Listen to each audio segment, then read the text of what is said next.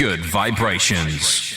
All right, welcome to another episode, and my guest today is the dude that is known as Crrow 777 of Crrow 777 Radio. Many people will be familiar with him through his regular podcasts. Welcome along, Crrow. Hey, man. Thanks for having me, and also thank you so much for showing up at Shoot the Moon NYC. You killed it. No worries, man. That was a great event. We're both fresh back from that. It was a few days ago, and I thought it went really well. Obviously, there were a few technical issues that Jason had to deal with and a few gremlins in the system, but in terms of the turnout and the attendance and the positive response to it, I feel it was very successful. Yeah, I'll tell you what, those were the most uncomfortable folding chairs I've ever sat in, and to have people be there for, 6-8 hours, something like that, yeah, it went well. Yeah, so that was the screening of your documentary, Shoot the Moon. I think that was the first public screening of that, if I'm not mistaken. Right. We're into some film festivals, but they all have different rules. So it may screen in Chicago, which would be huge for us. But Jason has won 4 awards for putting it together. Sure. Well, it's a great piece of work. Big shout out to Jason for that. Shout out to Billy Ray Valentine for hosting the event, and also to John Brisson and Wayne McCroy, the other speakers. It certainly was a good day. So we were just talking before the show there about this stupid-ass business we have of changing the clocks, because here in the UK, last weekend, we turned the clocks back an hour, which means I'm currently only 4 hours behind you, whereas I would normally be 5. And you're messing about with your clocks shortly in the States, I believe. But we were talking about how this is just one more method of destroying our connectedness to nature, to creation, by cutting us off from our natural body rhythms. I mean, my body clock is so screwed up anyway, I don't need any more assistance in that regard. But we have circadian rhythms, and we have a connectedness to, the energy of the earth, and it seems mucking about with the clocks twice a year is just one more way of cutting us off from all of that, right? Well, you'll notice right when they do it, it takes you about 6 months to get back into the swing of things, and then they change it again. But what's telling is when they do it. You're a little earlier than we are. We've shown through my work that the equinoxes from mainstream view are a lie. They just pick a day. It doesn't work that way. You experience an equinox when it's truly equal day and night, and that's about geography. The further south you are, it'll be a day later here in the United States. We've worked it out all over, but the point here is they change the clocks at the equinox. These are supposed to be times of balance. There was an old Indian chief who heard about so-called daylight savings time, and he said only a white man would cut a foot off the top of a blanket, sew it to the top, and think he'd change something. And I don't know if an Indian chief actually said that, but it sure as hell does sum up the nonsense. And on the face of it, daylight savings, you can't save daylight. It is what it is. You want more daylight, get up an hour earlier or something like that. Yeah.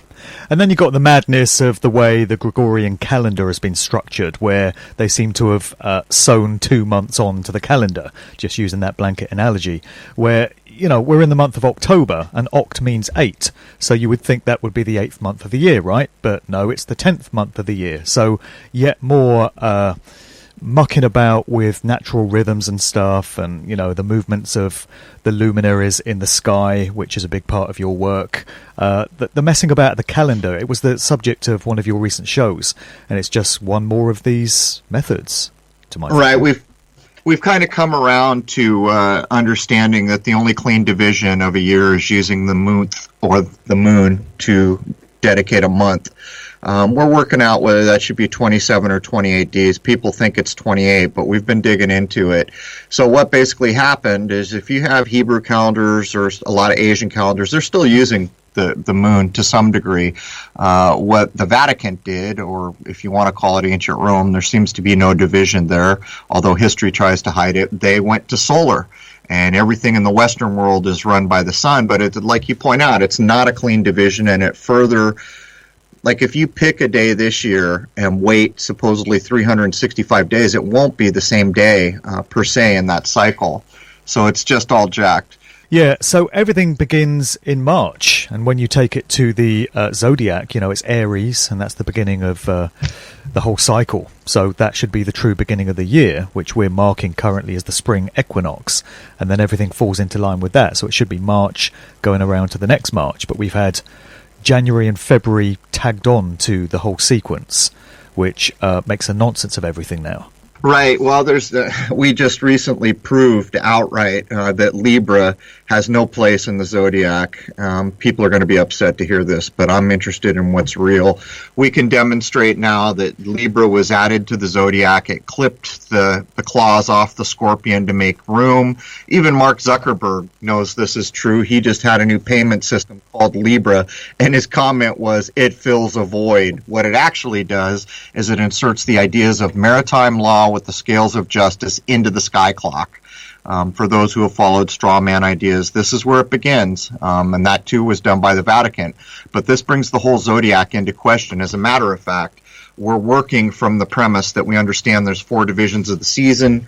Those 4 divisions were always encoded in the Gospels of the New Testament. People will be familiar with the man, the bull, the eagle, which is currently the scorpion. That changed, and that's a whole story, and the lion. And so we're working from there to try to reconstruct a zodiac that's real. And this all started when I realized that the 2 major stars in Libra, which didn't look right, it just looks jammed in, are called Zubin el-Shanubi and Zubin el-Shamali, and when I translated them, I knew instantly, because they mean the northern and southern claw of the scorpion.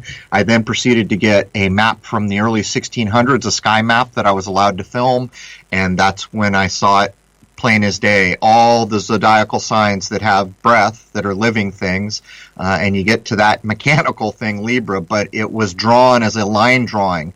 Clearly, one of these things is not like the others, and we went from there, but we've proved it outright since. And with that comment from Zuckerberg about how the Libra system fills a gap, you got to wonder whether that's delivered with a knowing nod and a wink as a little clue to us all. How could it not be? Because everything, I mean, how much censorship are you under? Do you want me to moderate the things I say here? No, just speak freely. Okay, because where I'm at, if you say 9/11, there's a good chance you're getting your content pulled. But this is all about 9/11. We can track it back. The earliest encode of 9/11 we can find is with the Ennead. The Ennead tells the story of how Rome was founded. Very few people are aware of it. This book is held up as the apex of Western literature with 64,000 unique words in it. But how many people out there understand that supposedly when Troy, the Trojan horse, came in and wiped out Troy, the Trojans that fled, one of them went and founded Rome. That's one of the stories for the founding of Rome.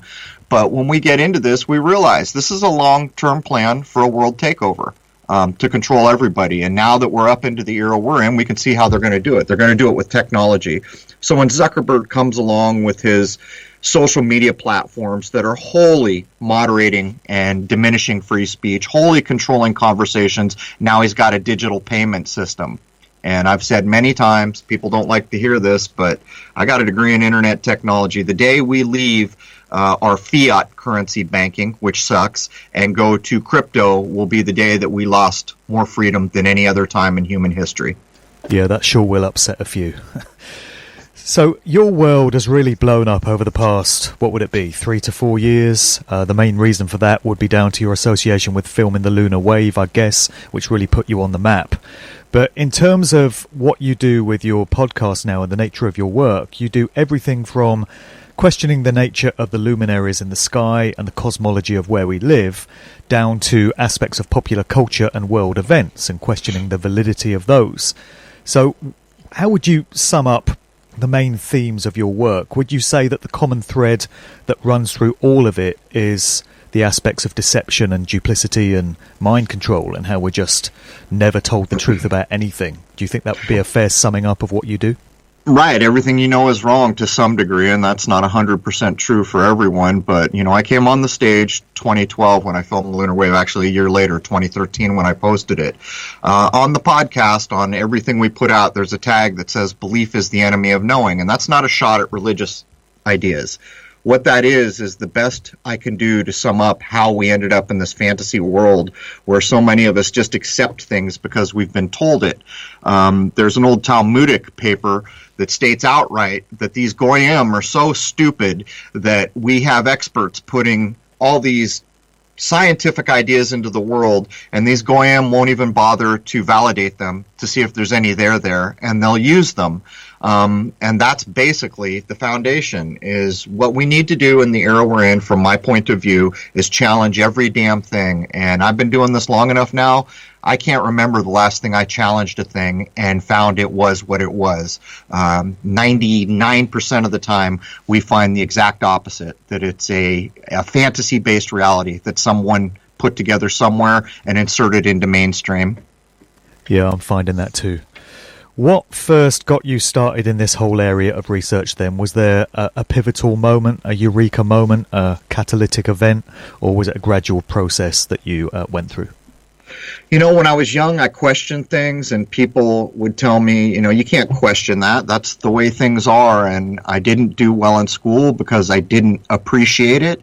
I actually dropped out of school in 9th grade. Then I spent my whole life going back to school. The last degree I got was in internet technology when I was when I was just turning 30.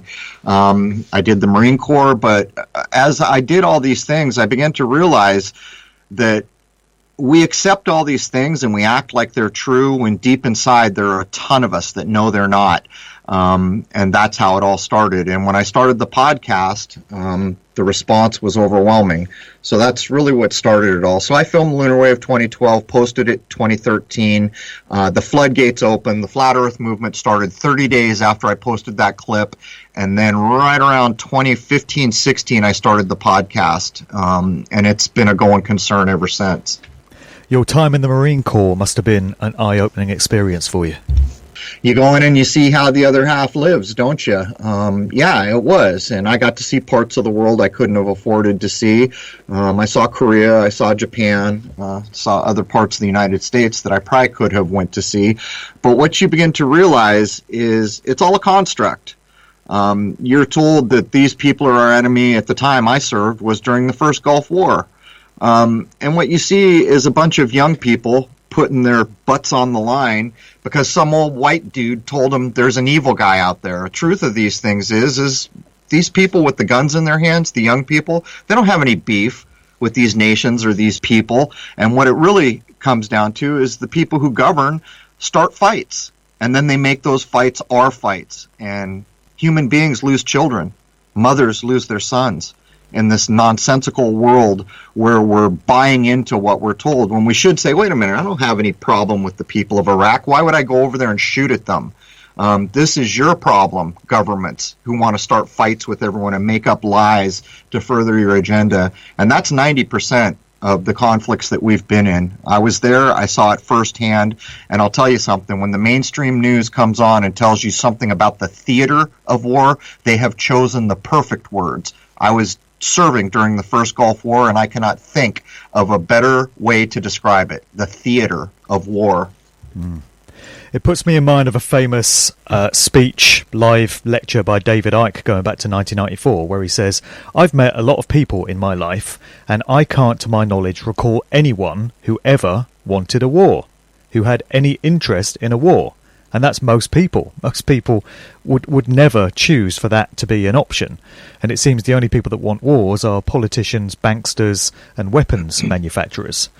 I've got a novel coming out soon, which is set in 1990, and it incorporates many political real-world events from those times, specifically the first Gulf War. So you might be interested in that, because I've weaved aspects of it into the narrative.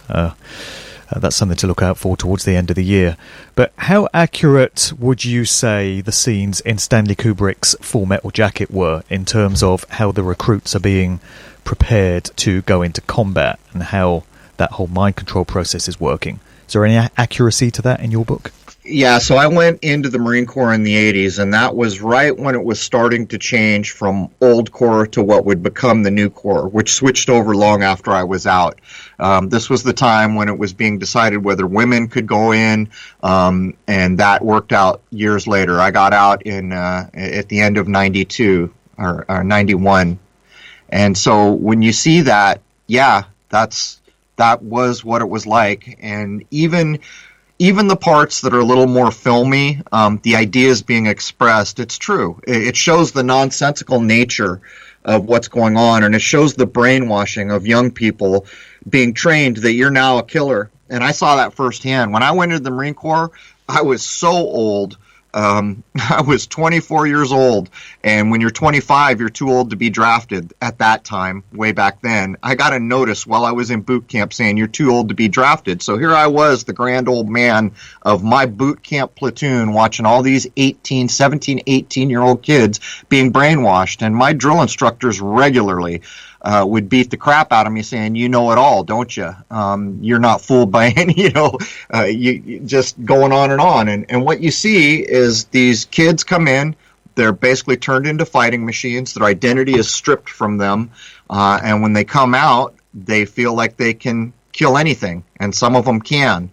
And it's a complete mind warp when you look at it from the perspective that I had. I was a little bit older and beyond the point where I was easily going to be manipulated. I did it. I didn't like it while I was seeing it, but I went through, I served, but now when I look back on it, I see it for what it is. Whenever you see conflict in the world that's called war, what you're looking at is chess pieces by the special elite groups that control our destinies, basically. That's what it is, and it's always been that way. People have no idea what World War II was. I can demonstrate outright that Pearl Harbor was a put-up, that Midway, the Battle of Midway, was a put-up. The film that you'll be shown were very famous directors from Hollywood. In the film you're shown all the time of Pearl Harbor, you can see they have painted American planes to look like zeros, and when they're bombing the tarmac, nothing's falling out of the planes. The bombs have been planted in the tarmac to make it explode as they go by. It's all a put-up, and the difference between understanding the construct of it is your mind. If you believe that what you're being shown is correct, you probably won't see it. But if you challenge it, you'll wonder how you ever didn't see it before. And that's before we get into Jim Morrison's old man and his role in the Gulf of Tonkin in kicking off the Vietnam War. How do you dismiss these things, man? So you got Jim Morrison, the damn Lizard King, who's all about, I don't go with society, and I'm anti-social, and I'm with this new movement that's underground, and we do drugs, and we don't conform to the man. His damn dad is over in the Gulf of Tonkin making up lies to start the Vietnam conflict, which incidentally is not a war. They never declared war. Matter of fact, according to Jason, I haven't done the research here, but war has never been declared since World War II or something like that. And people really don't want to hear that one about Jim Morrison. And then when you throw in names like Frank Zappa and all these other Laurel Canyon acts who are perceived to have been anti-establishment, anti-war, and yet you find out that their fathers, without exception, were all high-ranking generals or admirals or worked in the Pentagon or whatever, people really don't want to hear it because of the way public heroes and role models are put up on a pedestal, which is the basis of all my work. And trust me, people just don't want to hear that people that they've revered as personal heroes could be anything other than the Wikipedia public relations version of them. I get this all the time. What did Robert Plant say? Yes, there are two roads you can go down, but in the long run, there's still time to change the road you're on. This is us. We can grow the hell up and take a different road, or we can continue to live in fantasy. These people were social engineers. To a person, as you said, you can show who their parents were, where they came from royalty to the military-industrial complex, from the alphabet CIA-type agencies, all of them, all the ones that mattered anyhow. And what it comes down to is selfishness. You know, we want to believe we understand the world. We want to enjoy the soundtrack of our childhoods. So what do you want more? Do you want to understand a reality-based world, or do you want to live in the dreamscape that's been painted for you? And, you know, when you were at the Shoot the Moon NYC, I picked up both your books. By the way, you're a damn good writer. Not too many people can write these days. And I'm going through it, and it is, man. It's like the stages of grief when you first start catching on to all this. You know, it's like the 5 stages of grief. But the point is you come out the other side a more useful human being, not just useful to yourself, but to your family and to the world at large, because you've broken the spell. And something you often make reference to on your shows is that you're having adult conversations with grown-ups, and you reach a certain point in life where you really are supposed to have matured spiritually. and as part of this human experience. You're not supposed to be doing the same stuff at the age of 40 or 50 that you were at 20. It's all processes that we go through. But when you reach a certain point in life, you should have matured, you should have learnt some lessons, you should have spotted some signs, and you should have learnt from mistakes that you've previously made.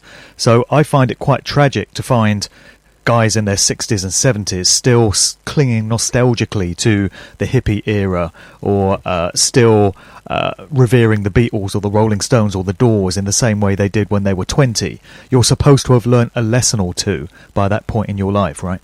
Yeah, Springsteen made fun of us with the glory days, didn't he? But the point here is this is part of the construct.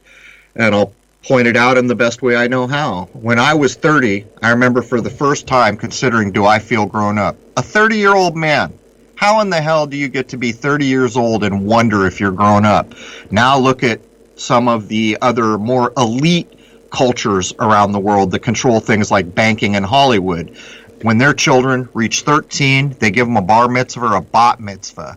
And they tell them, you're 13, you're grown up now, set aside your childish things. If I looked across the Western world and every young boy and young girl coming to age 13 was told, you're grown up now things are going to change, how different would our world be? But what we see is these older cultures have some division, like even in the Latin-based cultures, the quinceañera, telling the children, time to grow up, put away your childish things. Well, most of us white folk, most of us African Americans, most of us, all these Western world people, we were never told officially that it was time to grow up. And while I guess we could argue that it was our responsibility to realize that and to grow up, exactly what you said, man. I find so many people that are in the later life of years and they've never taken the time to grow up. That's right. Just before we get off the subject of war then and move on, isn't it disgusting the way they will take these young men out of often situations of poverty, ghettos in large cities, and, these will be kids that have very few other prospects in life. They can't really get any other kind of a job, so they often fall into the military because it's the only option that they see as being available to them. And then they get turned into, as you said, killing machines. And they become the ones that actually put the harm into physical manifestation. They're killing other people on somebody else's say-so. So the burden of karmic responsibility is falling on them far greater than it's falling on those that told them to do it, because they're the ones that actually undertook that physical action. So the objectives of the warmongers get achieved, but the blood is on the hands of the killing machines that they've created, who are just these poor young kids that are completely naive and have no idea what they've been caught up into, and yet they have a very harsh spiritual price to pay for what they've then done. I don't think I could have said that better. And the truth of it is one of the things I cover a lot is how much we have been separated from nature. A person who's in tune with nature probably can't be convinced of these things, but it's exactly right. When I was in the Marine Corps, I think my first platoon in boot camp had something like 80 people, which quickly went down to the 60s from washouts. I would say over half of them were inner city, from east of the Mississippi, maybe a few just barely west of the Mississippi. And it's exactly that. They didn't have a lot of options. As a matter of fact, when you're a Marine, you have to do some pretty serious swimming to graduate. I watched endless inner city kids drowned across an Olympic-sized pool and then were released into the fleet as if they could swim. As a matter of fact, I pulled some of them out of the drink. I went on to be, I could swim from an early age very well, but I had the opportunity to be around water. These young people had not. And it's a hell of a thing to see, and it's exactly what you say. How about you dude sitting in Congress that's going to act like there's a war that you're never going to declare, sending these young people, you pick up a damn gun and you go shoot at someone and you reap what you sow. And, think about all these young people being convinced to shoot somebody or do something to someone, thinking they're doing the right thing when in fact they're planting the seeds that they will harvest in this lifetime.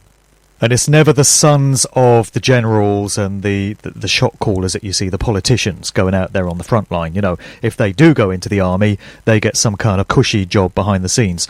I mean, in Britain, we often get scenes on the news of Prince William or Prince Harry of the royal family, you know, in a helicopter unit somewhere in Afghanistan or something like that. But who really believes they're going to be put in any kind of situation of danger where there's a threat to their life? You know, they're just posing for a photo op in a helicopter to give the impression that they're serving their country, so you should too. But it's pretty obvious they're never going to be out there on the front line doing all the dying.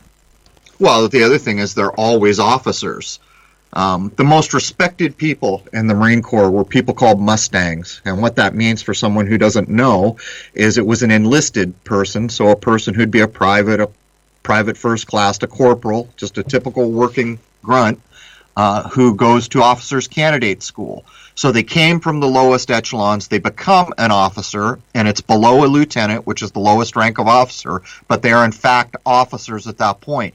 They're the most respected because they've been on the other side. They understand what it's like to be a private or a corporal or the lowest echelons. And what you see is the special people, they came out of Annapolis. They came out of these schools that most people can't even get into. They come out as officers, which already removes them in most cases from much danger, unless they're a grunt officer, but then they move up the scale very quickly, which also removes them from danger, because a major is a lot less likely to ever be in a dangerous situation than a lieutenant, and a lieutenant is many hundreds times less likely to be put in a dangerous situation than a private first class. And so you're right, it's a rigged game from the get-go. Yeah. All right, well, I did want to get on to some of the big events in popular culture of 1969, and I wanted to do it before the 50th year anniversary is up, looking back on all of that, because from a couple of brief conversations we've had, you question many of these events, the validity of them, the official version that we were given.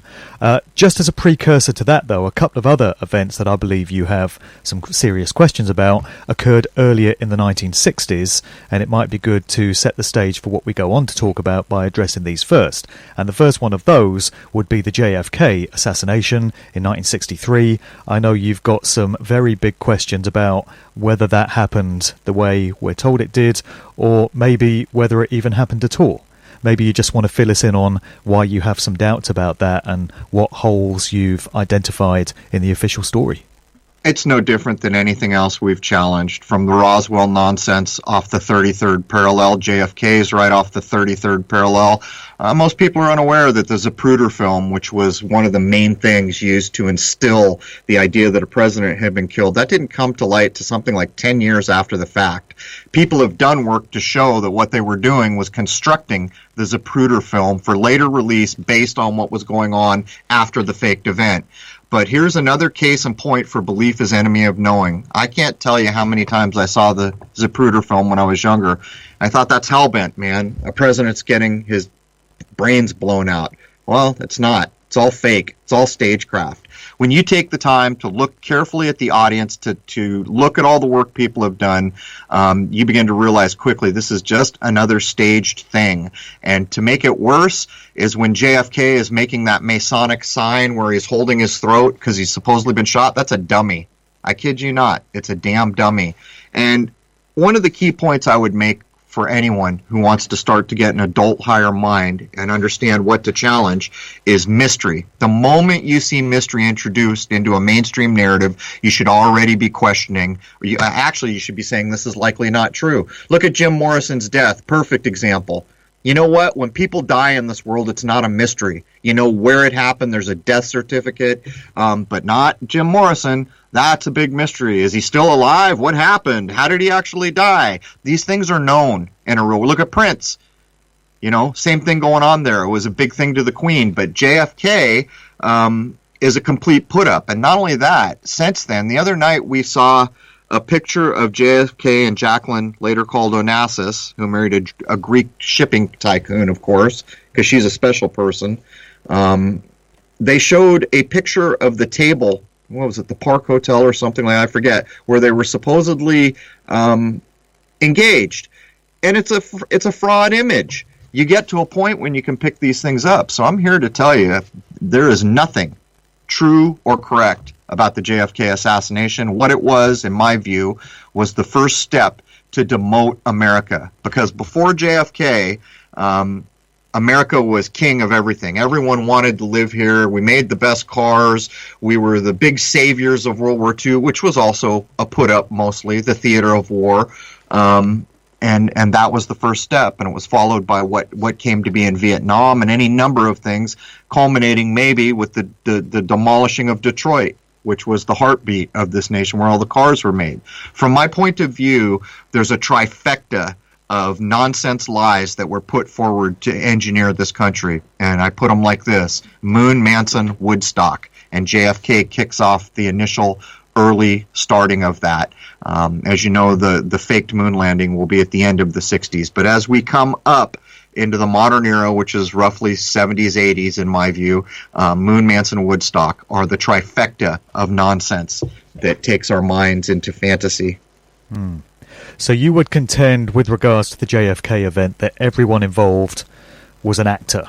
So JFK himself was complicit in the whole thing.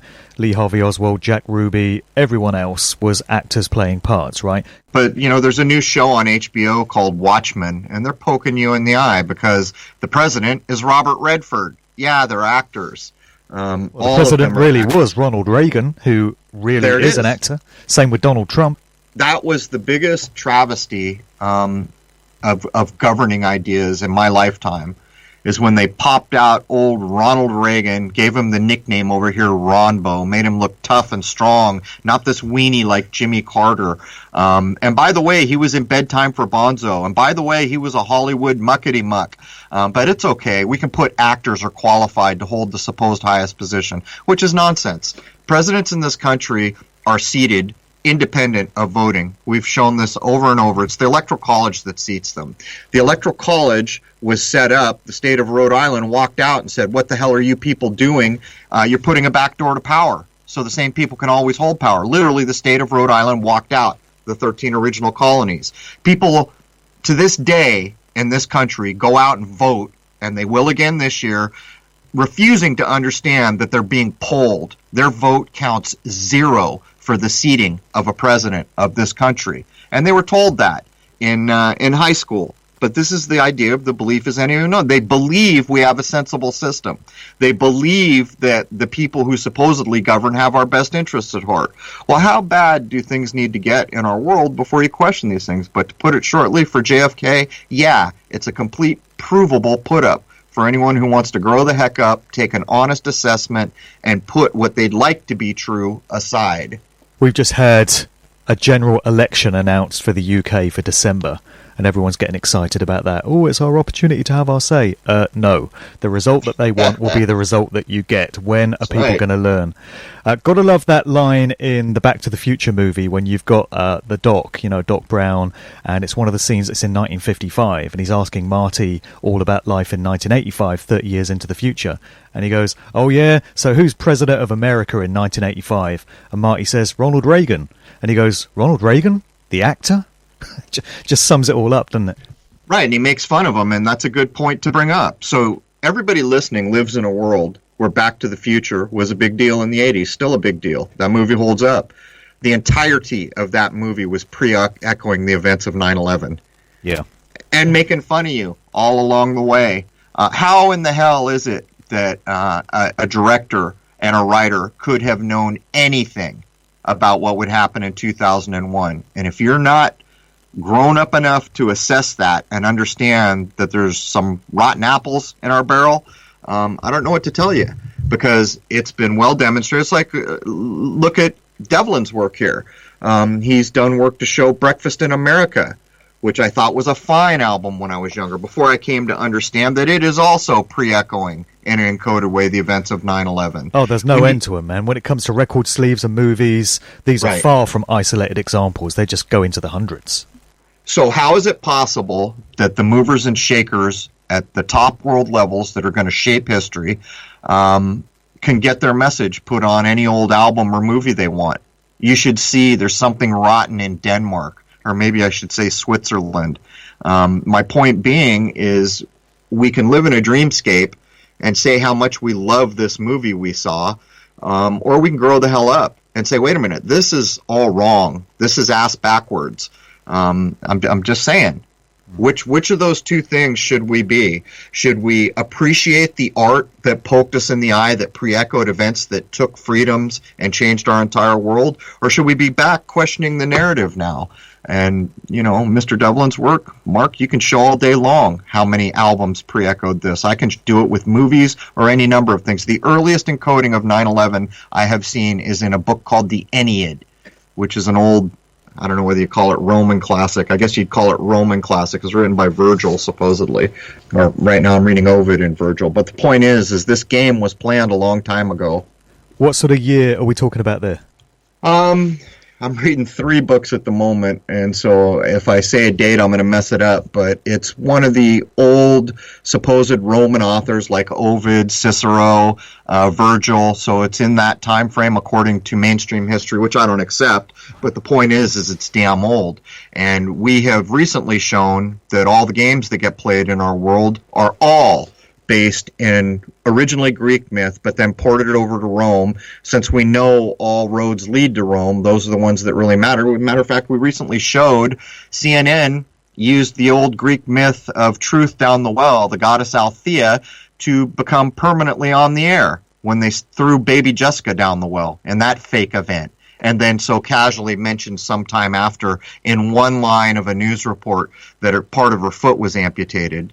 You see, anyone who knew the classics, which don't get caught in school anymore, would understand that truth went down the well and the amputation showed the lack of feet, which was a lie because of how the goddess Althea was made by Prometheus, which is one-to-one with the Lucifer story. By the way, there was another duplicate of truth made, but it was a lie and it had no feet. So, this is why, from one point of view, that the classics are no longer taught. Because if people knew all their Greek and Roman myth, they wouldn't fall for so many of these nonsensical news reports we get. Well, I think people are going to have to listen to this show 2 or 3 times back to get the full impact. There's a lot here. I do have the cover of a novel, like a pulp novel from 1958.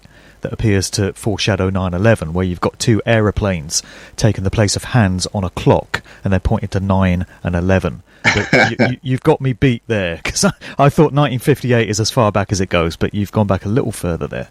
I've seen it all the way back into the 30s in sound movies, where the clock on the wall always has the hands pointed to 9/11. Not only that, you can go. Remember the picture of Dorian Gray? I think that's 1945. Yeah. The runtime and the year do the 9/11 encode, which movies often do. So it's 1945. There's your 9. You drop the century marker because everyone knows what century we're in, and then the runtime is 110 minutes. So it's a verbatim 9/11 encode. Wow, it's been going on forever. Just before I forget, one of the guys that presented the Zapruder film for the first time on TV in, I think it was 1974 or 75, was Dick Gregory, who's a comedian and political activist. He died a few years ago. But he was present at the Human Being in San Francisco's Golden Gate Park in January 1967, which was a counterculture event that kind of kicked off the first Summer of Love of 1967. So he was a part of that whole thing. And then he cropped up many, many years later, connected to the death of Prince. So Prince went on this TV chat show, and he's talking about chemtrails, and he's talking about conspiracy theories. And Prince says he learned all of this stuff from listening to Dick Gregory, who's this, was this wise old man that spoke about all this stuff. And then Dick Gregory was asked about Prince after Prince had apparently passed away. And Dick Gregory was quite derogatory about him. He said, I don't associate with celebrities. I didn't know the dude. I've got nothing to say about him. And then shortly after that, Dick Gregory dies, we're told. But it's interesting how he's popped up at various points in the timeline, particularly connected to the Zapruder film. Well, at least they did us a favor and gave him the right name. He sounds like a dick. You're going to put the Zapruder film out and then later have the Nuggets to be involved in the tribute to the Queen, the fake death of Prince. Very few people are aware. I'm not sure if you've written about this, but I realized that the first time the words Purple Rain were ever uttered was all the way back in America, the band America song called Ventura Highway. And that whole paragraph is pre-echoing Prince's death. Something Joe. Joe was one of Prince's aliases. Joey Coco was one of his names. Yeah, so that whole line, sorry kid, you've been hit by purple rain, you can always change your name. Go back and look at the lyrics. Well, when I first outed this some years ago, I happened to see someone actually, because social media exists at that point, asked the guy who wrote the lyrics from America, why'd you use the word purple rain? And he has the nuggets to say, I have no idea. I couldn't tell you. I think he said I couldn't tell you, which is probably a more honest answer. And probably he didn't know. But clearly someone instructed him, because that paragraph out of that song is a complete foreshadowing of a guy who's not even existing yet, I think. It's like 40-some years before Prince. Wow. I need to go back and look at that one then for sure. Yeah. All right, so we covered JFK there. So you would contend that the RFK assassination, Bobby Kennedy, 1968, was Act 2, right? Yep. There's nothing you've ever seen from the American government at that kind of level that isn't just a put-up. And part of this, too, is destroying America fabric, because these guys, they were billed as the Camelot of America, the royalty. America doesn't have royalty, not that I think we need them, but the idea was they were American royalty, and they were these magical people who were going to do so much good, and bang, first one's dead, deal with that, America. You used to be the greatest. You saved everyone's ass in World War II. You make the best cars. Everyone wants to live. Well, you can't even keep your president safe. And then his brother. Well, we got his brother. He'll come and save us. And not all is not lost. Bang. Sirhan, indeed. It's all a put-up, and it's all social engineering. Traumatizing psy-op for the whole nation, right? Indeed. And it was. My mother, to this day, who's near 90, can remember where she was when the JFK speech, that when Cronkite announced JFK had been killed, the most trusted man in America. Well, that should have been different. We should have been questioning everything out of Cronkite's mouth. We just didn't know any better. We didn't realize that we had to be suspicious of our own government at that time. People were proud to be Americans. They were proud of this country. They considered it to be the greatest country in the world, which in and of itself is a bit of programming. Point is they lie. That's how governing the world is done, through false events, through fear, and through lies. Oh, and through money, of course. A lot of people in my line of work find it interesting that directly after the assassination of JFK, you had the arrival of the Beatles on American shores, February 1964, kicking off the whole British invasion, which gave way to the counterculture and all the hippie-era flower power stuff, the LSD that came in later in the 60s, but that was all kicked off by the popularization of the Beatles. And people have noted that at a time when the American nation was greatly traumatized and in grief at the death of their president, suddenly you have these lovable mop-tops from Britain coming over with this jolly music and cheering everyone up and giving them this new cultural phenomenon to distract them and get involved in. So the timing is quite interesting there. Well, of course, that's the 1-2 punch, or the 1-2-3 punch. And by the way, it couldn't be better named. There's a poke in your eye. British invasion. There's an open statement. Yeah, there's an open statement that the rulers of Britain never lost control of what was going on in America, and they'd have you believe otherwise. But what did the Beatles do? Well, one of the things they did is they broke the family unit, along with everything that happened up there in Laurel Canyon. They drugged out an entire world society of young people, and I mean drugged the living bejesus out of them. It's one thing to smoke a little reefer, it's another thing to be taking LSD that was manufactured in the universities. So people are paying for their children to go get an education at a university who is complicit with the CIA making LSD and distributing it out to the counterculture. And the reason for this is they knew there was going to be baby boomers, and they knew the children were not going to go along with all this war nonsense. And so what did they do? They introduced a counterculture. They invented things like the Beatle, which were wholly controlled, and then they drugged the living bejesus out of them, and the social programming was easy after that. And by the way, that whole sex, drugs, and rock and roll thing, people living today have no idea how shocking the idea of sex out of wedlock was before this period, and how tight the family unit was. What this period of time did was directly put the children at odds with their parents. That's a new thing, because it happened by the hundreds of thousands. Then they introduced drugs, then the sex thing, and it's maybe the most effective psy-op that's ever been pulled off, because they basically broke the family unit and drugged everyone into fantasy land. That's right. And we had a similar process going on this side of the Atlantic as well in the 60s. There was a counterculture scene in London. It's not very well documented. You don't often hear it talked about in the same breath as what was happening in Laurel Canyon and Haight-Ashbury and with Woodstock and Monterey and all this, but it was certainly going on. Pink Floyd had a role to play in that, the early incarnation of Pink Floyd, and many of the other groups, and the Rolling Stones did a free concert in Hyde Park around about the time that Brian Jones died mysteriously. So, and then the Beatles, of course, had their role to play in that. So it certainly was going on in Britain, which shows that things were happening in tandem with what was happening in the US, which tells you that it's got to have been the same forces that ultimately were involved.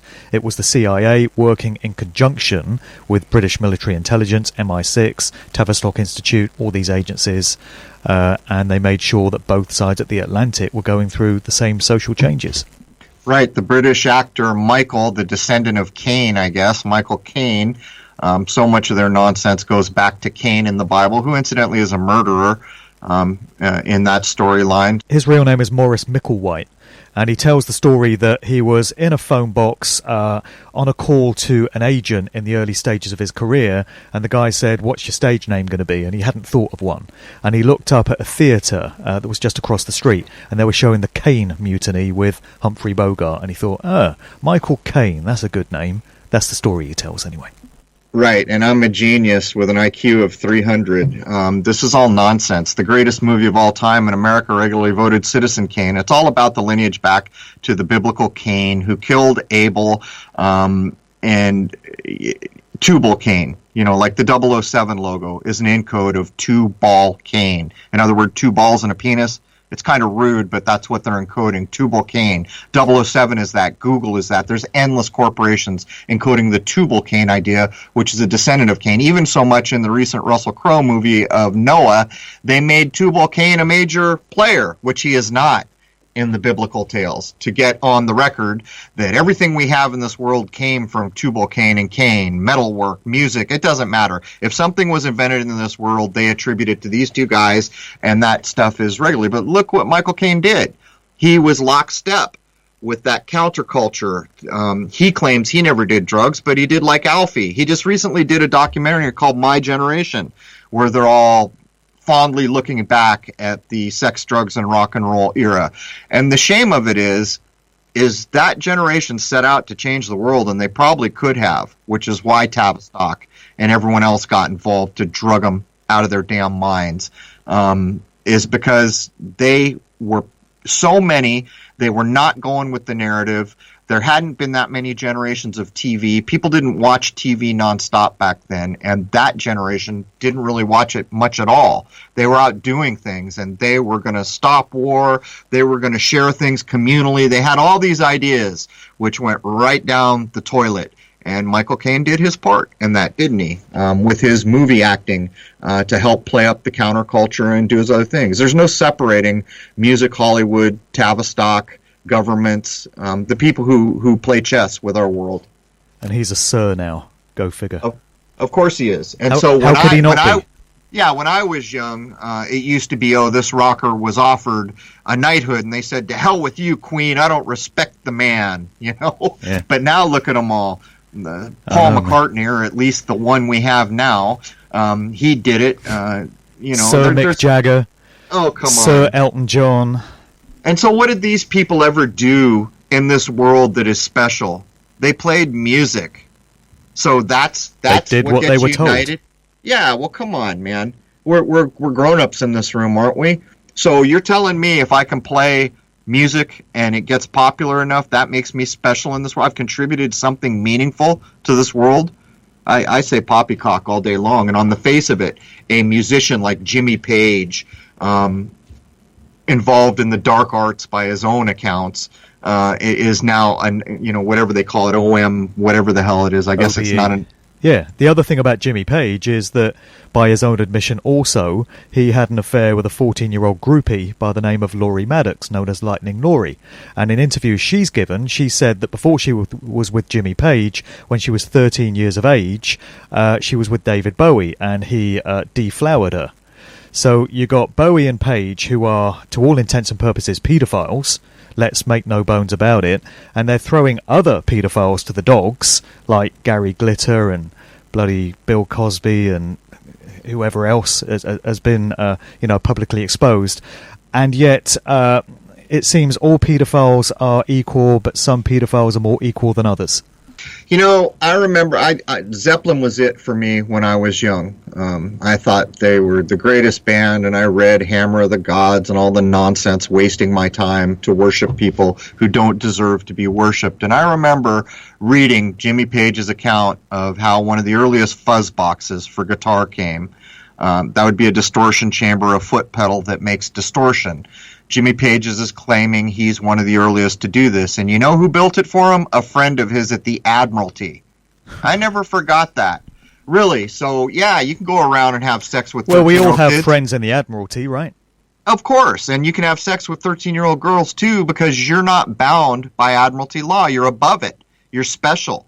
And go ahead and try to dig into people like Jimmy Page's true genealogy. These things get covered. And not only that, and I know you've done work here, it seems like they're starting to scrub a lot of the genealogy reference sites that we have now. But you can show all day long. You could probably randomly grab 50 rock stars from the classic era of rock and roll, and every one of them would at least be a cousin. At the New York presentation that I gave, I used Madonna as an example of a lifetime actor who has their career gifted to them. And she made this comment in an interview that I worked really hard and I followed my dreams and I just happened to make it big. But of course that's all BS, because it was always on the cards that she was going to be successful and well known. And I found out a few years ago that Madonna, now when she goes on tour, travels with a DNA cleanup crew. And this has even got into the mainstream media. So she has this crew that goes around like a forensic team, and they scrub all records of her DNA that she's left behind in dressing rooms and hotel rooms and such. Now, why would you need to do that? Because people are going to put it together. It's already been put together, but when you get the DNA, that's, you can't dismiss that. She's related to Bush. She's related to Brad Pitt. They're all related to Vlad the Impaler. There's your Dracula story. Yeah. So, and I've said so many times that the specials are living longer than we are. How long has it been known that if you take blood from a young person and transfuse it into an older person, it rejuvenates them? There's your Dracula story. And by the way, the Bush family claims it's related to the original Dracula, Vlad the Impaler. What's that tell you about our world? Is there ever a year when more vampire movies don't come out? That's who they're talking about.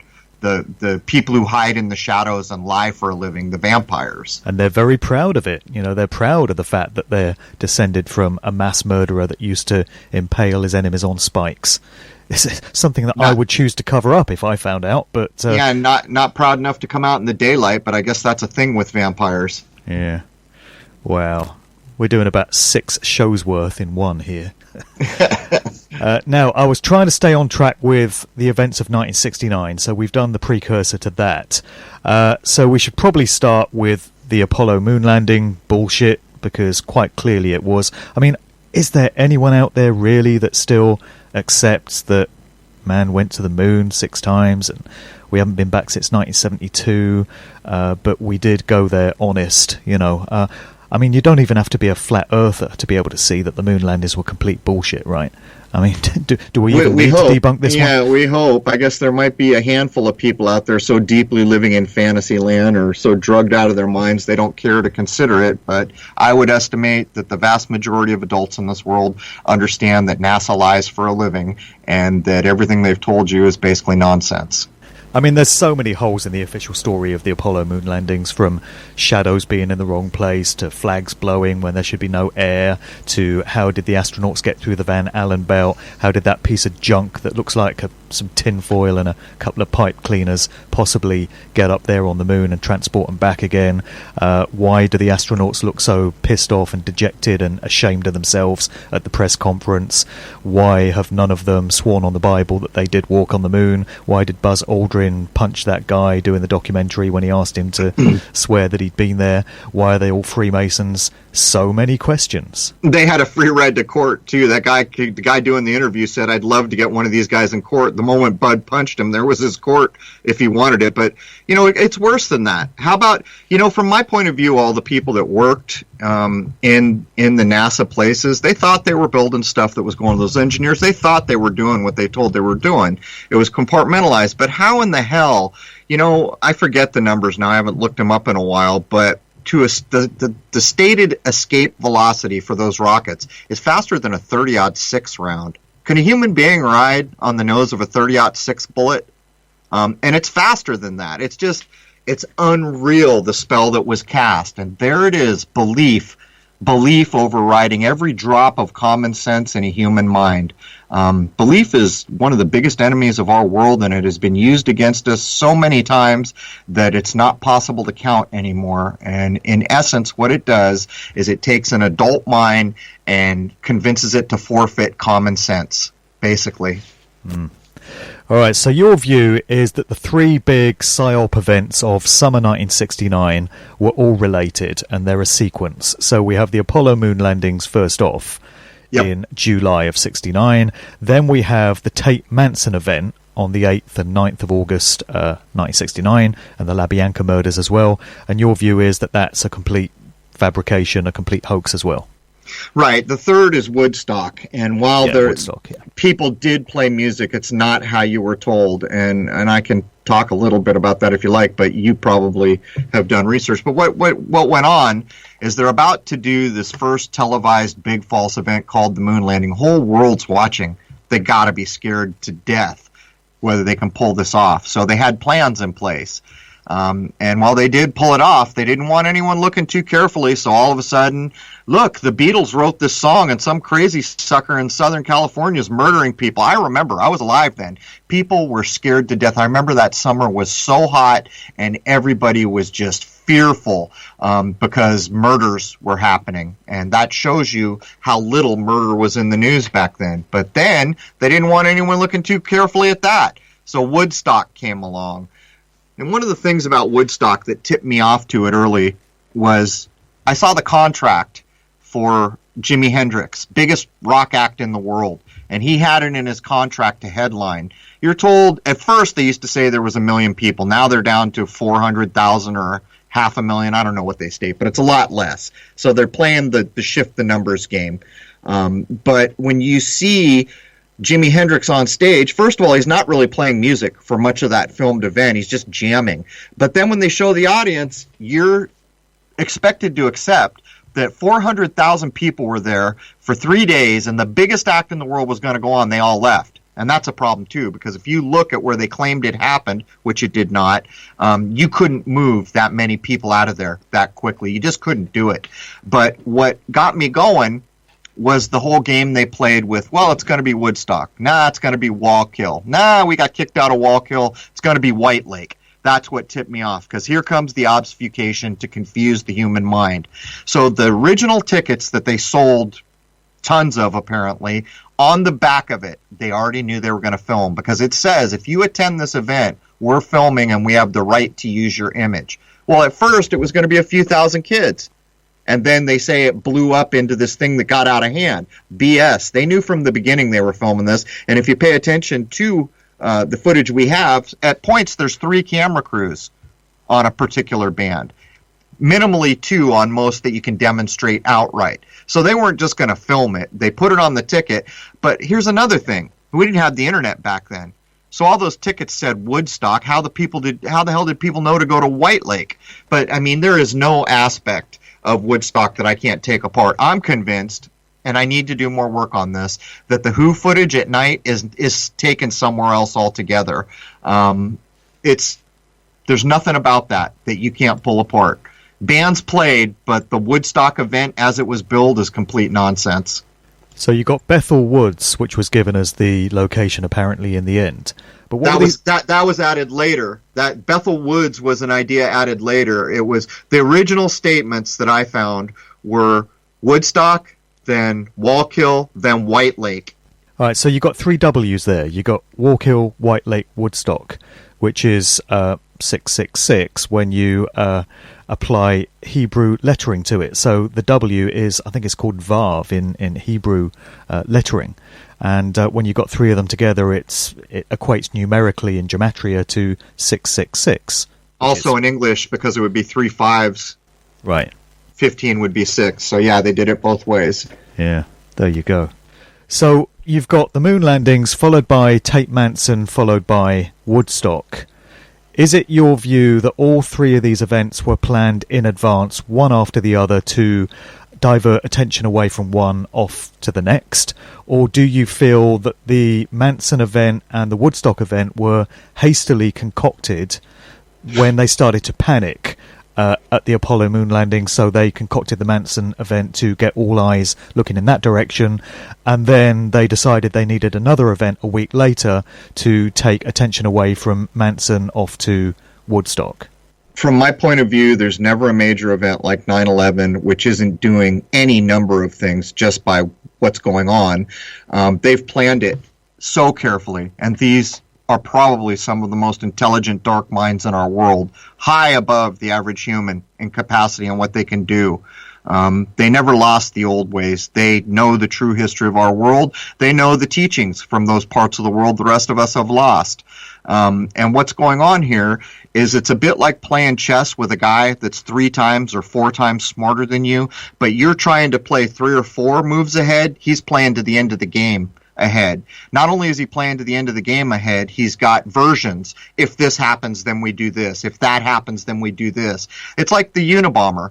The Unabomber story was broken when the tobacco industry was about to be added for doing horrible things with cigarettes. That's when they broke the Unabomber. So they've been building this up for a long time, and who knows whether it was there to save the tobacco industry from making headline news or whether they just had it in the bag ready to go. But there are endless demonstrations, and just to be clear, the Unabomber's nonsense too, for any adult higher mind that actually wants to quit believing in what the news tells them and go take it apart. But the point is if the Unabomber was real, why did they break the story to cover the headline of what tobacco was doing to cigarettes and to human beings? It's endless. And not only that, there's a movie out there, I forget what it's called, Russell Crowe, I think, and the guy who was in The Godfather, Al Pacino, they're in it, and they basically tell you as much. They're sitting there saying, okay, this is all going to break tomorrow, and in the background on a television, you can see the Unabomber story breaking. So it's Hollywood making fun of you again because you're so nearsighted that you can't possibly see beyond the end of your nose. Yeah. There's been no end of this being done. You'll get a major terror, in inverted commas, event, one of these false flag shooting events or terrorist events or whatever, and it breaks right around the time that there's some political scandal or some paedophile scandal in the news. So immediately all attention goes off to the new story and everyone forgets about the last one. It's like Donald Rumsfeld announcing the several $1 trillion loss in the budget from the Pentagon on the 10th of September 2001. The day before 9/11. So they have been doing this forever. It's a tried and tested tactic. Yeah, forever and ever. And what this basically comes down to is in a normal world where people are tied to nature, you're growing your food, there's no lie in nature. That's why I keep bringing it up. The only place you can look in the current world to find truth is nature. That's why the Greek myths are here. Apparently, that's as far back as we can see right now, although clearly the world goes back a hell of a lot more than that. These people wrote these myths, which are archetypes of things that are provably going to happen to a human being and in nature. So nature proved that these truths were real, and they made these myths. That's why they've been around so long, and they resonate, and why CNN uses them to lie their way into 24/7 permanently on the air status, using these old archetypes. But the point here is we've been so separated from nature, now we're gullible. And so if you have an important institution that gets caught lying to you, I'll ask a simple question. Does a common sense mind say, I can no longer trust anything they've ever said, now I got to challenge it all, or do you keep drinking the damn Kool-Aid? Like NASA is a good example. Once you know the moon landing was a lie, how do you believe anything? NASA's responsible for giving you the model of our universe, the solar system, and other lies. Hint, hint, hint. My point is am I wrong in telling you, once they have lied at that level, nothing they've ever said is acceptable anymore? And to me, that's a no-brainer. I took another look at Miles Mathis's article a few weeks ago on the Tate Manson event. I think he published it in 2012, and I saw it many years ago. And I thought, oh, that's interesting, but I kind of put it to the back of my mind. But, you know, with the 50th anniversary of these events this year, I took another look at his article. And I've got to say, he makes some very compelling points for the whole thing just being staged and basically, he's not wrong. Basically a film set. So he's presenting evidence for, there's some pictures of what is supposed to be Sharon Tate having been murdered, and in some pictures she's got a bra on, in other pictures she appears to be naked, in some pictures she appears to have a smile on her face, like she's finding the whole thing amusing, being covered in fake blood and photographed. Plus she's an actress, right? Well, sorry exactly. For interrupting, but she's from Hollywood. That's exactly so is Roman Polanski. Roman Polanski. Hit. Sorry for stepping on you. Yeah, no worries. And you've got what is said to be Jay Sebring out in the garden with a bag over his head. Well, could be anyone under that bag.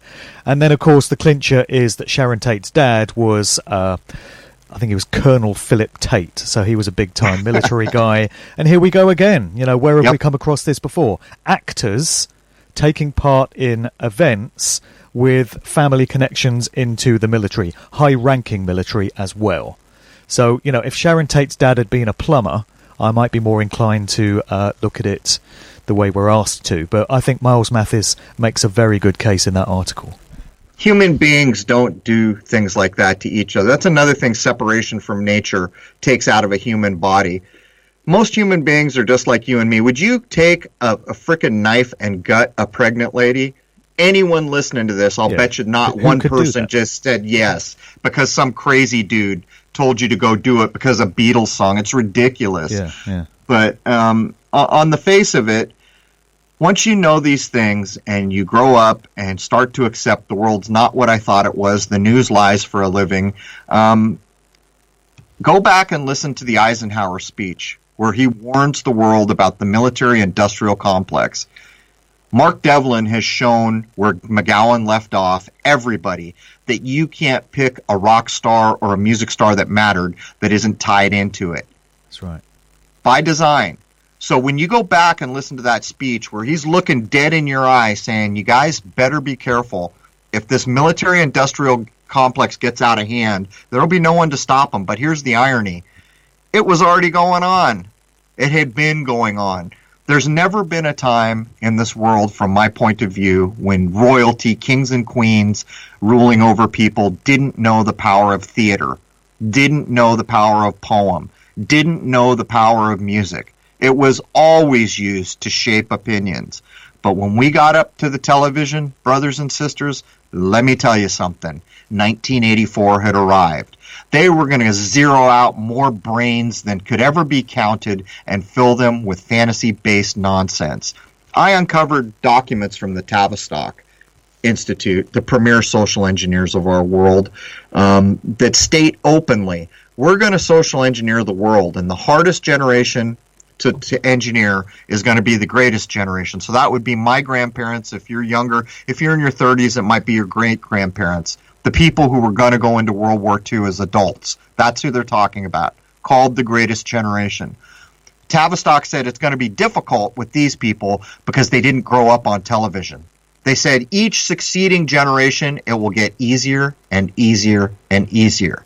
Back to the Future, Marty McFly says, oh yeah, we got more than one television, and they're laughing at him. Who the hell would have more than one television? They're poking you in the eye. One of the guys from Tavistock said, I can control the whole world if you'll just give me control of television. So there's all that. Sure. Right, I want to provide a segue here between what we have been talking about and something that I want to get onto. I wanted to leave time to talk about what you had discussed in your latest episode, 183, last week. Bear with me as I try and make this segue work. So, I was born, nominally, in 1970. Okay, so May 1970, it was around about the time that the Beatles released Let It Be. So that's kind of symbolic. I became a researcher into the Beatles, and I was born right about the time that they officially announced that they were no more. So I was never supposed to be in the world when the Beatles were around. But you could take it back 9 months from my birth and say that I was conceived in 1969. And when you count the weeks, it would have been around the time of the Apollo moon landings. In fact, my parents have told me that I was conceived in July 1969. So that connects back into what we've been talking about, and it also connects into the theme of that show, where your guest was talking about this system of Roman maritime admiralty law that we have, and the birth certificate fraud, and the use of legalese in the court system, whereby we're all sold into slavery by having a dead corporate entity created in our name. But he was also talking about how certain cultures in the world don't take your date of birth as the point where your life began. They take it back 9 months to where you were originally conceived. And so in my case, that would have been July 1969 and not May 1970. But I wanted to just discuss some aspects of that show because I found myself in agreement with your standpoint on things. Your guest was talking about how we're coerced into taking part in a system where, you know, it's all based on fraud and we're sold into slavery. And you were making the point that the only way this system works is through the deception that it perpetuates. None of us voluntarily go into it and agree to its rules and regulations. We're tricked into it. And you were making the point that you remain a free sovereign being regardless of the fact that you may have been tricked into taking part in a system. It doesn't change your ultimate status as a free sovereign being in creation.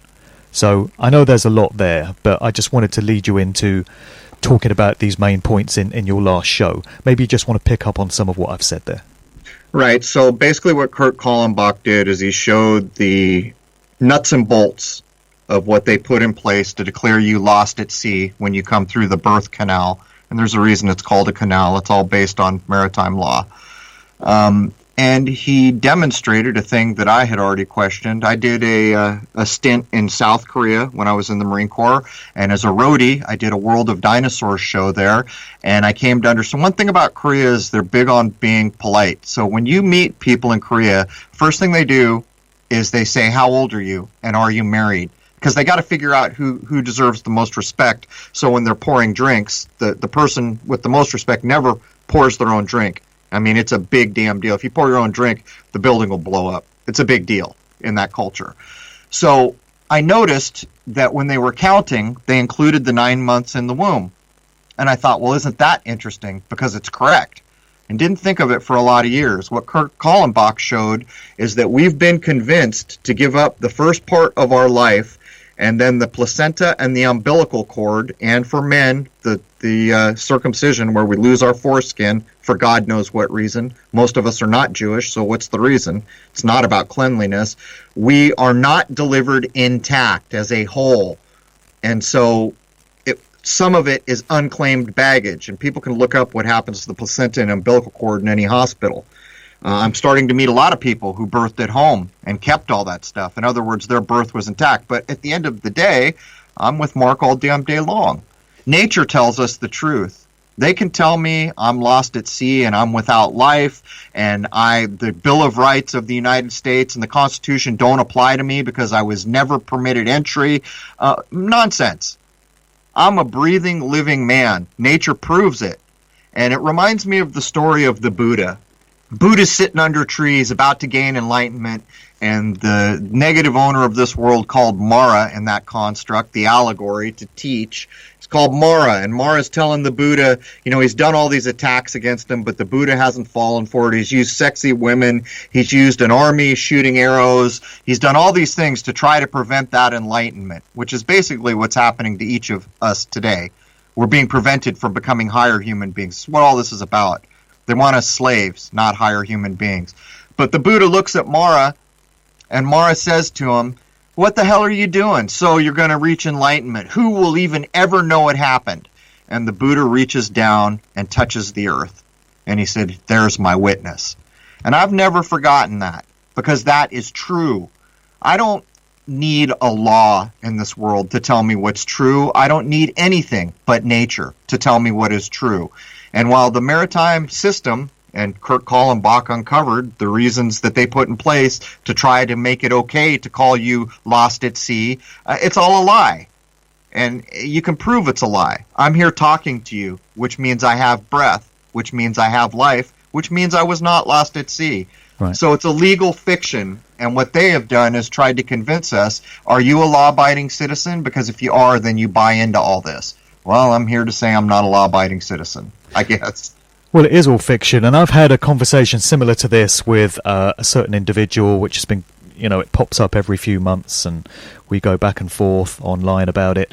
And this person is very up on all the tricks and tactics that are used to bind us to this maritime law system, and how we have this dead corporate entity created in our name and all this. And he insists that we're enslaved because of it and we're not free. And I've made the point that we remain free sovereign beings at the very core of our existence. It doesn't matter what it says on a piece of paper. It doesn't matter if somebody throws you in a cage.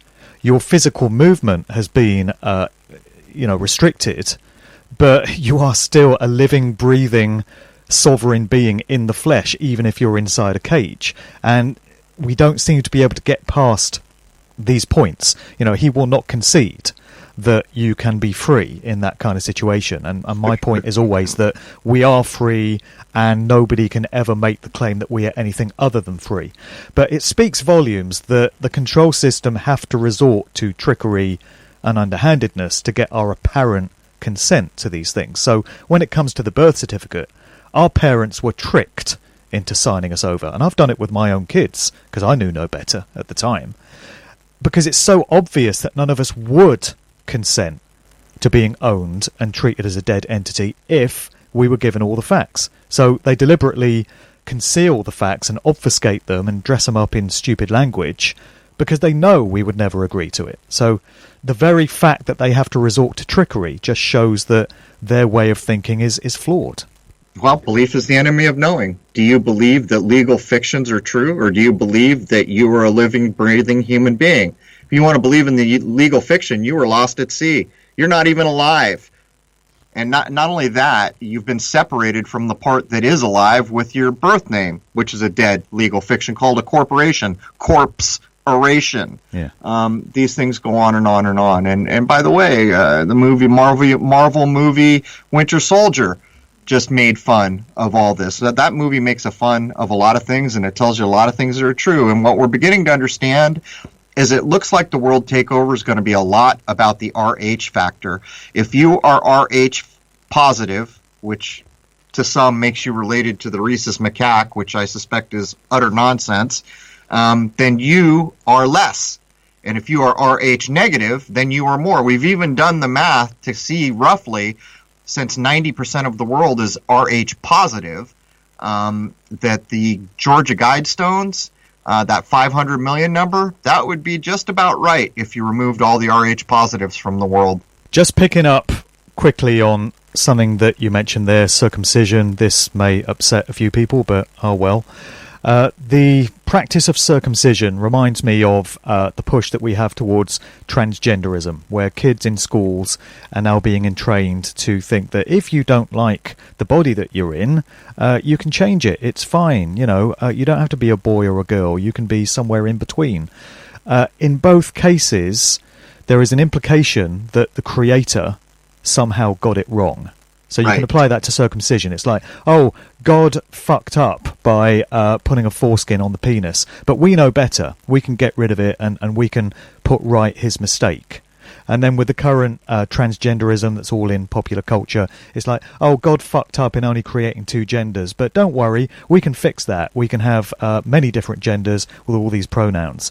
It's, to my thinking, satanic, perverse. Yeah, it's perverse. Which is going, like I say, it's going to upset some people to hear that. But when you start questioning the validity of the creator of all things, and you start implying that he made big mistakes, but we know better and we can put him right, the level of hubris that you're dealing with there beggars belief. It's perversion. It's perversion of what we can show to be real in this world. Go look at nature. The only reason nature works is because of polarity. It's one of the 7 Hermetic principles defined long ago that seeks for human minds to be able to wrap their head around simple parts of nature and how they work. Part of that is gender. Guess what, boys and girls, men and women? We don't have babies without gender.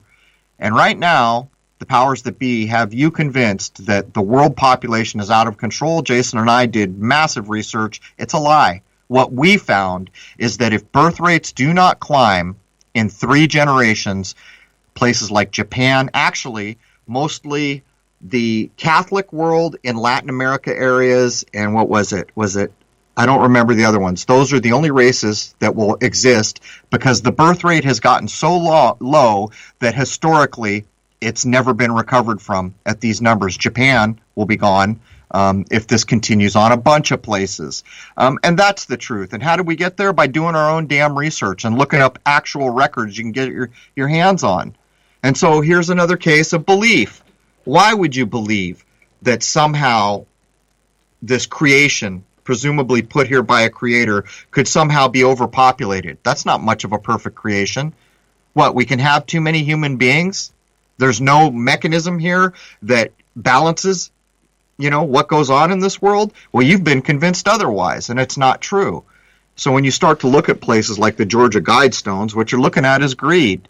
The truth of it is that right now, and this one of the big pushes that dropped the birth rate was the women's lib movement, which incidentally was put in place by the CIA.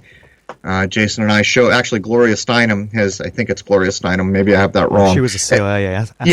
Admitted. So the bra burning, that was an agenda. That was social engineering. And what it did, one of the things it did, was convinced women that they needed to act more like men to be taken as equal, and that they needed to go out and get jobs, so they started having families in their early 20s into their early 30s. That one thing alone has dropped the birth rate since the 70s.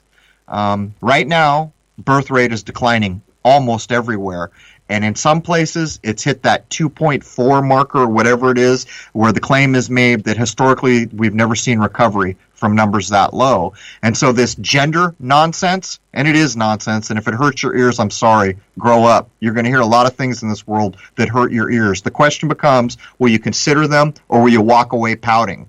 When we have this gender confusion nonsense, it too lowers birth rates. So in my mind, it's more important to procreate a man and a woman to have more human beings than it is to let some Tavistock agenda convince us that we were somehow put in the wrong body, or that it's okay to surgically alter the work of the creator that made you, or whatever argument you want to bring forward. Truth is population is plummeting, and the reason it doesn't look like it is because everyone's moved to city centers. When you jump on a plane, you will spend 90% of your time over unpopulated areas and almost every plane flight you'll ever take.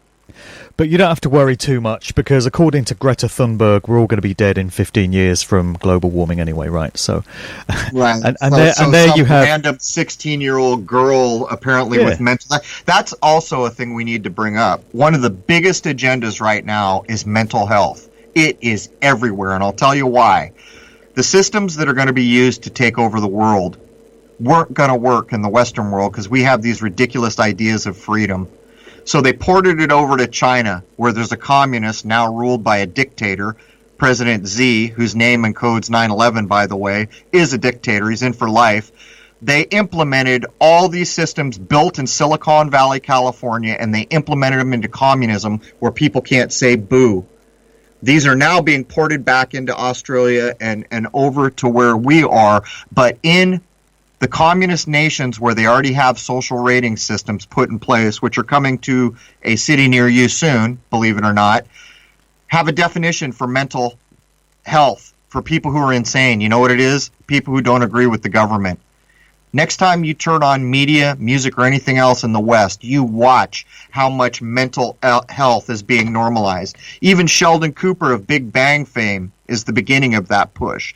to show you that this guy's not quite right, but it's a huge benefit in the world to have him. They're doing the same thing with the autism explosion. By the way, Wayne McCroy, who was at Shoot the Moon NYC, has 2 children damaged by vaccination. Yeah. And we brought up the question the other day, can we demonstrate that it's almost all Rh positive people getting autism? And we are starting to suspect there might be a there. It's a lot to think about. I'm doing a show with Wayne McCroy in a few weeks, actually, picking up on what's in his books. And Greta Thunberg comes from a family of actors. Have we mentioned actors at all before in this show? I can't remember. Say it one more time, please. Greta Thunberg comes from a family of actors, would you believe? I know it's hard to accept, but I hope everyone's sitting down at the shock. But have we mentioned actors at all before in this show? I can't remember. No, isn't she supposed to be autistic, which brings up, or something like that? I forget what it is. She has some, yeah, so is she acting that out? Hard to know. You know, I saw a thing on from actors the other. When is lying not a lie? When it's acting. Right. And you mentioned Gloria Steinem there, who spent some time working as a Playboy bunny in Hugh Hefner's empire. But you need those equal rights.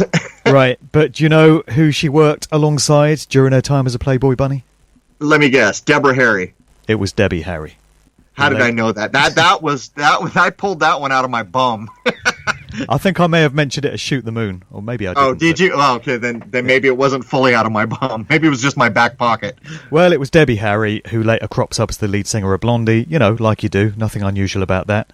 And who set the foundations for rap, too. Yeah, there's a link there between punk going into hip-hop. And Debbie Harry tells a story of having almost become one of the victims of Ted Bundy. She says that she was in New York City one time, and I've checked out the story. It appears in the mainstream media. There's nothing in Ted Bundy's biography to say that he was ever in New York, but according to Debbie Harry, he was, and he picked her up one time in his car, and she started to get a bit nervous because he was behaving in a strange way, and she noticed that the doors had no handles on the inside, but somehow she managed to get out of the car. But it's interesting that she makes that connection, because we were talking on the show that we did about punk rock on your show, about the Pretenders and the group Devo that were just happened to be present at the Kent State Massacre. And then I mentioned Joe Walsh. And then I mentioned a story of this guy that just happened to be present at the Hungerford shooting in 1987, who also cropped up as a member of a band. And so we get all these members of groups that just happen to be present at serial killer events and, you know, terrorist events and shooting events and all of this. So I think we've gone full circle in this conversation, really, in terms of actors and roles for which they're used. Hey, man, when you're going to be famous and the phone rings, you pick it up and you do what the hell you're told, or you're breaking your contract. And by the way, Prince is a perfect example. So the band America puts into a song, I don't even know if Prince was born yet. He may not have been. I forget. I did this research a long time ago. Well, he's supposed to have been born in 58. Oh, 58. So he was alive then when America did Ventura Highway. They put that paragraph in that pre-shadows the coming death of Prince, a tribute to the Queen of England. As a matter of fact, his whole career, the purple one. But my point here is that fame, if you're a person and you're gifted fame, you're basically made a king, kind of, right? Now money no longer matters. You don't need a passport. You can go anywhere in the world. Most of the laws will no longer apply. It's a special distinction. And you're rich. But here's the thing about fame. It's just on loan. You have to give it back. And that's what Prince did. That's what any number of people did.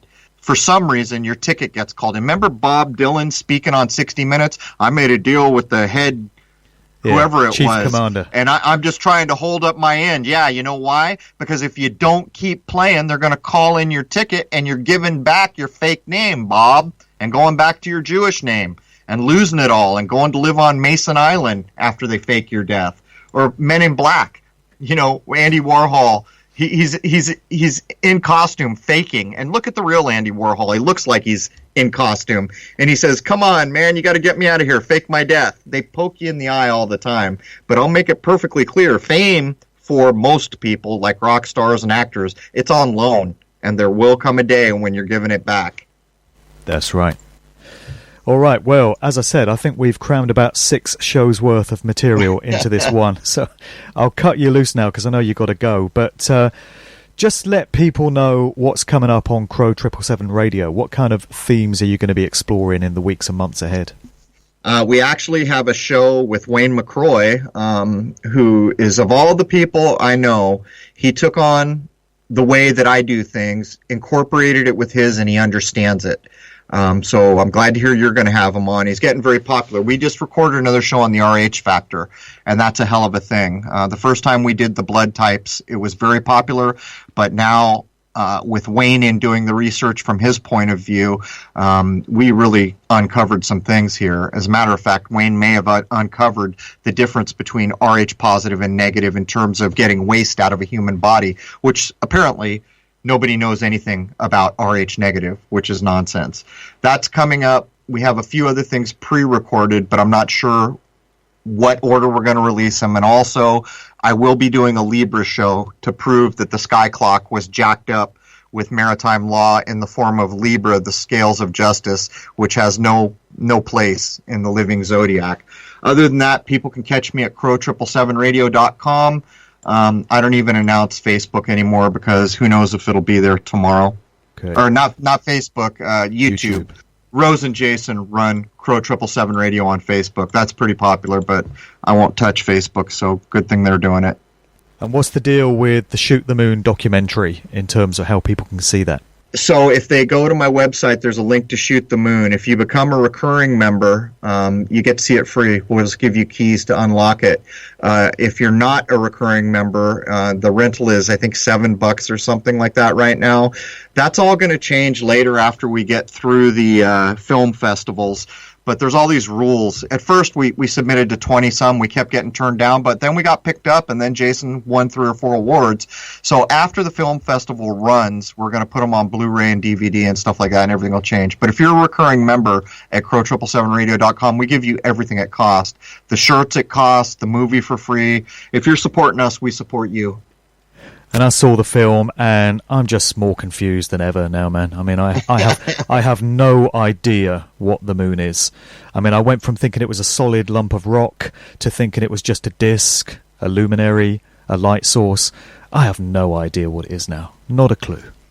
Well, if you call it a luminary, you're doing what I'm doing, the best we can, and that's based on the oldest writings I can get. From my point of view, it's not possible to walk on the moon. It is a light, as everything you see in the sky. And let's keep in mind, the only reason you think you know something about stars and planets is because NASA told you, and I got news for you. NASA and every other space agency in this world exist to ensure you know nothing about what's above your head, and that is a provable fact. In the HD images you captured of the moon, you've got these pockmarks that look like craters, what we're told are craters. So, you know, I went from thinking I got it sussed and thinking, oh, well, the moon is just a source of light. It's a disk. It's not a ball. It's a disk. But then I saw your footage and I was like, well, they really do look like craters. That looks like rock. So that's why I say I'm so confused about it now. Well, let me help you out then. That thing looks like it's been pummeled every day of its existence by space rocks. Right. How come it's never been hit or changed in our lifetime? How come the Earth doesn't look like that?